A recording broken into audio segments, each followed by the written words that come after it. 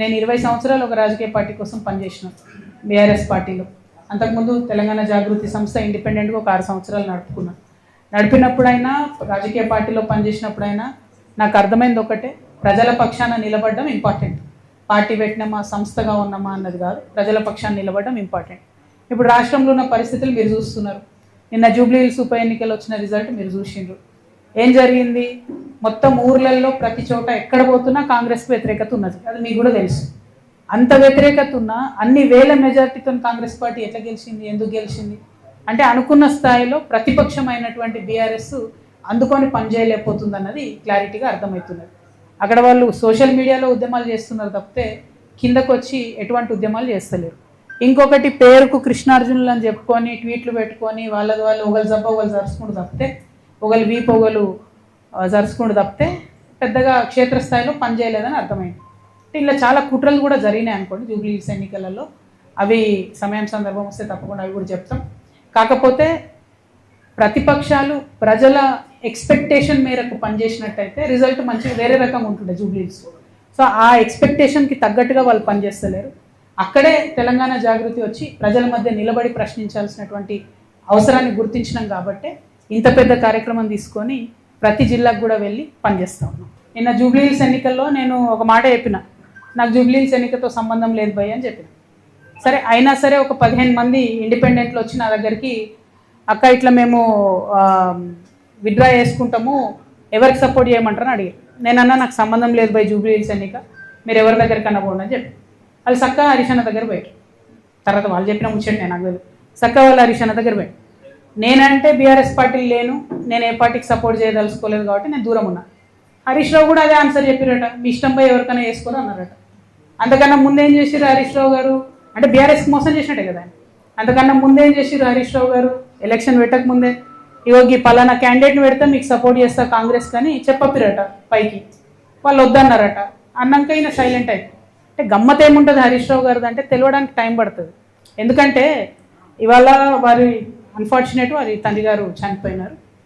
అయితే వారు లోపల ఉన్నారు ఇంట్లో.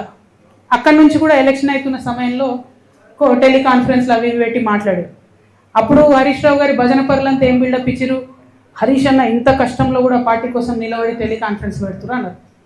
రిజల్ట్ ఉల్టాయే వరకు ఏం భజన మొదలెట్టింది నిన్నటి నుంచి.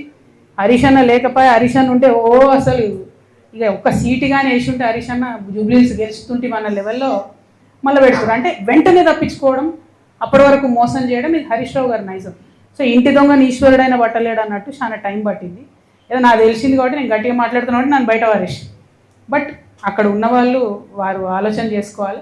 At the same time Ramanna కూడా ఒక సభ కాగానే ఏదో మేమే సార్ను మోస్తున్నట్టుగా కార్టూన్ లేపించేసుకొని హరీష్ రావు గారు సార్ను మోసినట్టు ఒకసారి, రామన్న గారు సార్ను మోసినట్టు ఒకసారి, ఎవరమేమేమంతా సార్ కింద బచ్చగల్లం అందరం బచ్చగల్లం ఉంటే బాగుంటుంది.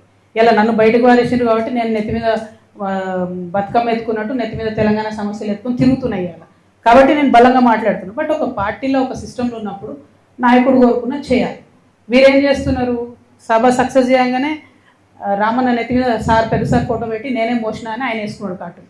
తెల్లారి ఈయనేం చేసిండు హరీష్ అన్న, వి ప్రకాష్ లాంటి వాళ్ళని కొంతమందిని పెట్టుకొని అసలు హరీష్ లేకపోతే కేసీఆరే లేడు, హరీష్ లేకపోతే తెలంగాణ ఉద్యమమే లేదు. ఏంది ఇది అవసరమా? ఇప్పుడు ఇక్కడ పద్మదేవేందర్ రెడ్డి గారు ఉన్నారండి. వీరు 2009లో ఎక్కడ ఉన్నారండి? కేసీఆర్ గారి మీద నాకు గుర్తుంది 2 చేతులతోని దుమ్మెత్తి పోసి పార్టీని ఇడిచిపెట్టి వెళ్ళిపోయింది. ఆమె టికెట్ ఇవ్వకపోతే మేడము వెళ్ళిపోయినరా. మళ్ళా జర ఉద్యమం గట్టిగా ఈ సార్ దీక్ష చేయగానే ఎట్లా వచ్చింది వాపసు? ఎవరు సపోర్టు మేడంకి? ఆ దేవేందర్ రెడ్డి అన్నకి హరీష్ రావు గారు కదా. మరి ఈ జిల్లాలో ఒకే సపోర్ట్ ఉన్నారు, తీసుకొచ్చిరు. ఇక్కడ వింటుంటే అసలు ఎంత ఘోరం అండి వస్తుంటే అవి నాకు కొన్ని చెప్పబుద్ధి అయితే లేదు. ఒక్కొక్క ఉద్యోగం ఇస్తామని 2 లక్షలు తీసుకుంటారా, 3 లక్షలు తీసుకుంటారా? అన్ని మెదక్ల పనులు పెండింగ్ ఉంటాయా? మరి అట్లాంటి నాయకులు సపోర్ట్ చేయొచ్చా బీఆర్ఎస్ నుండి? ఆనాడు ఆ మేడం టీఆర్ఎస్లోకి వెళ్ళి బయటకు పోయి కేసీఆర్ గారి మీద 2 చేతులతో దుమ్మేసిపోతే ఆమెకు సపోర్ట్ చేసింది ఎవరండి? ఆ రోజు ఇటుపక్క పద్మకు ఓడిపోతుంది, అటుపక్క వైపీఆర్ అఫీషియల్ టీఆర్ఎస్ క్యాండిడేట్ ఓడిపోతారు, ఇంకో మనిషి గెలుస్తాడు. హౌ సపోర్ట్ చేయలేదా హరీష్ అన్న? ఫస్ట్ నుంచి చేస్తున్నాడు ఆయన. నేనేమంటున్నా అంటే ఫైట్ ఉంటే స్ట్రేట్ ఫైట్ చేయాలి. ఇప్పుడు నన్ను బయట వారేసిరు, నేను సింపుల్గా ఏం చేసిన, సరే భయ్ నన్ను బయట వేసిరు, నాకు తెలిసిన కాడికి నేను ప్రజా సమస్యల మీద ఎత్తుకొని తిరుగుతూ ఉంటాను. అట్లా స్ట్రేట్ ఫైట్ చేయాలి. లేదు మోసపూరితమైన ఫైట్ చేస్తారు కాబట్టి నేను ఒకటే అంటున్నా, ఒక పక్క రామన్న సోషల్ మీడియా ట్విట్టర్ ఇడిచిపెట్టి గ్రౌండ్లోకి రావాలి, వస్తే బాగుంటుంది ప్రజలకు. ఇంకో పక్క హరీష్ అన్న మోసం చేయడం బంద్ చేసి నువ్వు కృష్ణునివా నువ్వు అర్జునువా ఏందో డిసైడ్ చేసుకొని ఆ పాత్ర ఏందో స్ట్రేట్ ఫార్వర్డ్ చేయాలి. వీళ్ళు పేరుకు కృష్ణార్జునాలు పెట్టుకుంటారు, ఒకరి మీద ఒకరు బాణం వేసుకుంటే పాపం బలేది ఎవరే, టీఆర్ఎస్ కార్యకర్తలు కదా. ఇప్పుడు నిన్న నిజంగా చెప్తున్నా, నేను వచ్చి మెదక్ జిల్లాలో ఉన్నా అంటే జూబ్లీహిల్స్ ఎన్నికల తర్వాత కొన్ని వేల మంది బీఆర్ఎస్ కార్యకర్తలు, కొన్ని వేల మంది నేను చెప్తున్నా, అక్క మీతో ఉంటాం మీతో వస్తాం, వీళ్ళు నమ్ముకుంటే ఉండలేదు. నేను కూడా చెప్తున్నా, తమ్ముళ్ళు మీరు వీళ్ళిద్దరు నమ్ముకుంటే వాళ్ళు ఒకరినొకరు బాణాలు వేసుకుంటే సరిపోతుంది, పక్కోని మీద వేయరు, పక్కపాటోని మీద వేయరు, మనోళ్ళనే. అరే ఇక్కడ నిన్న నేను ఒకరింటికి పోతే పాపం ఆయన పక్కకు పిలిచి చెప్తున్నాను, అక్క ప్లీజ్ మీరు నమ్మకండి వీళ్ళు మనకు పార్టీకి చేస్తలేరు పని అంటే, నేనే లేను కదా పోయి పార్టీలు అంటే, లేదక్క మేము మీతోనే ఉంటాం, పార్టీ కార్యకర్తలకు మాత్రం ఏమాత్రం లాభం జరగలే అని చెప్తున్నాను. ఎవరండి ఈ జగదీష్ రెడ్డి ఎవరు చెప్పు, ఈ ప్రశాంత్ రెడ్డి ఎవరు చెప్పు, ఈ మదన్ రెడ్డి గారు ఎవరు, నిరంజన్ రెడ్డి గారు ఎవరు, ఏముండే వాళ్ళకు ఇప్పుడు ఎట్లున్నారు వాళ్ళు? కొన్ని కార్యకర్తలు ఉన్నారు, నేనే ఉన్నా, మీరు చూసుకోండి, నా ఆస్తిపాసులు లెక్కలు తీసుకోండి. 2014 ముందు ఏది ఉంది అదే ఉంది నా దగ్గర, ఛాలెంజ్ చేసి చెప్తున్నా. కేసీఆర్ గారు మంచిగా ఉన్నారు, చాలా బాగుంటారు. సీఎం గారికి ఏదో ఆశ, పాపం కేసీఆర్ ఆరోగ్యం బాగాలేదు, ఆయన బయటకు రాకపోతే ఈయనకేదో మళ్ళీ రాజకీయంగా లాభం అయితే అంత సీన్ లేదు. కేసీఆర్ సార్ హట్టా కట్టా ఉన్నారు, మంచిగా ఉన్నారు. సార్ బయటకు వచ్చినప్పుడు సీన్ వేరే రకంగా ఉంటుంది, అది వేరే, అది పక్కకు పెడదాం. ముఖ్యమంత్రి గారు ఆశలేమి చెల్లుబాటు కావు, అది పక్కన పెట్టేద్దాం. కానీ ఎవరైతే ఈ హరీష్ అన్న కేటీఆర్ అని ఉన్నారో వాళ్ళు సార్ కళ్ళకు గంతలు కట్టి అరాచకాలు చేస్తున్న నాయకులందరినీ కూడా సేఫ్ గార్డ్ చేస్తున్నారు. అది కరెక్ట్ కాదు. మనము కార్యకర్తలను కాపాడుకోవాలి, నాయకులను కాదు. ఆ విషయం వారు గమనించుకుంటే బాగుంటుంది.